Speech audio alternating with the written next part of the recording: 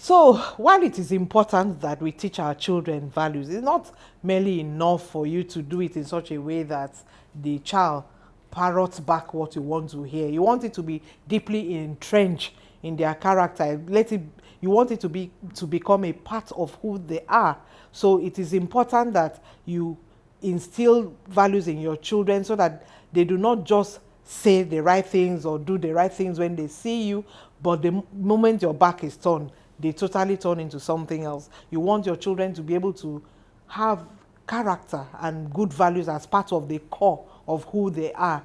One of the things that I tell my children every day, I get them to say it like a mantra, is that I get them to say that they're ambassadors of heaven and ambassadors of the king's family, which means that they have, whether we are there or not as their parents, they have a responsibility first to God to live their lives right, and then secondly to uphold the family name.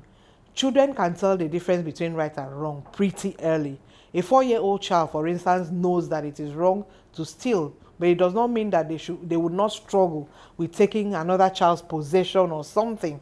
The problem is not that they do not have a sense of right or wrong. The problem lies in living out the values we want to teach them in their day-to-day interactions with their friends or family. For instance, your 16-year-old would know that when that new girl or boy was bullied in class or set up to look like the class idiot, he or she laughed too hard even when they knew it was unfair.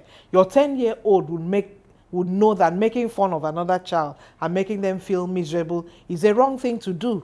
But because he or she wants to be seen as cool, he or she wants to belong with the in crowd, or they don't want their classmates to mock them, they join in. Some children do not just care, even when they can distinguish between right and wrong.